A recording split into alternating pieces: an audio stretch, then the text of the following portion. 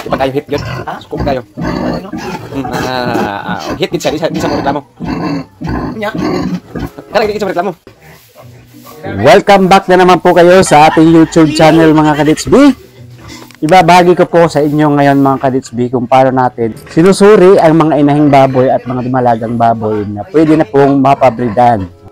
Shoutout nga pala kay Manong PG ang nasa video natin ngayong araw na ito mga Kadits B. Ang sabi po kasi ni Manong PG ay meron na daw pong lumabas na balba sa kanyang pinababoy.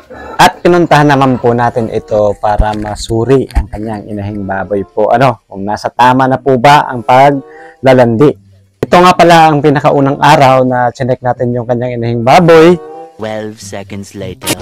Tayo po ay napagod sa pag-susuri ng kanyang inahing baboy. Dahil hindi pa po talaga tama ang hit ng kanyang inahing baboy po. So marami pa rin po kasing nagkakamali kung alin po ba ang tamang pagsuri. Hindi pa rin nila nakukuha kung alin pong araw ang pinakatama po dalhan ng barako o iay yung kanilang mga baboy po. Kaya minabuti po natin nagawan po natin uli ng panibagong content o video ang about po sa pagsusuri sa tamang papabreed sa ating mga inahing baboy. Kaya po ginawa po natin itong video na ito mga Let's Be. Ito ang pangalawang araw po. So makikita nyo sa video natin, ikalawang araw po ito mula doon sa pag-check natin ng kanyang baboy at dinala na po natin ng barako po at sinubukan natin dahil ang sabi po ni Manong PJ ay baka po daw malipasan na naman po ng paglalandi ang kanyang inahing baboy at sayang na naman po ang araw. Kaya dahil naiintindihan naman po natin yung mga nag-aalaga ng baboy lalo na sa mga backyard dahil hinahabol din po nila kasi yung mabilis mabuntis.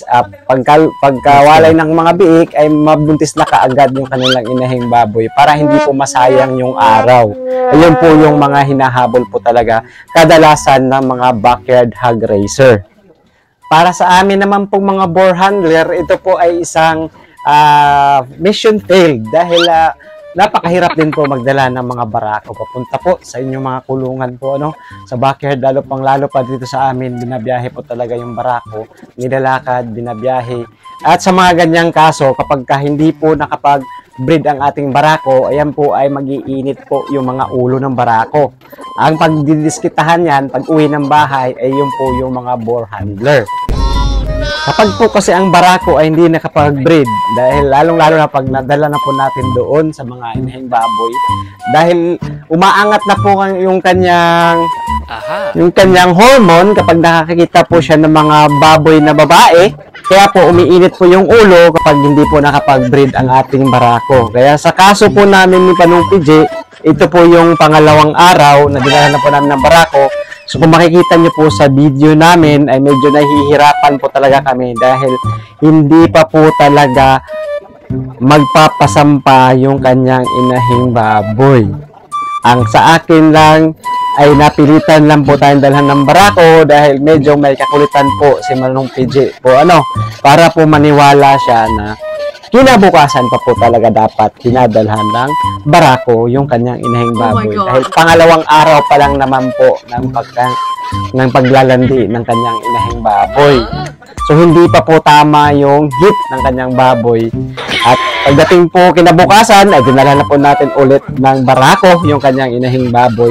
Ito po yung after po nung nagdala tayo ng barako at hindi pumayag yung inahing baboy.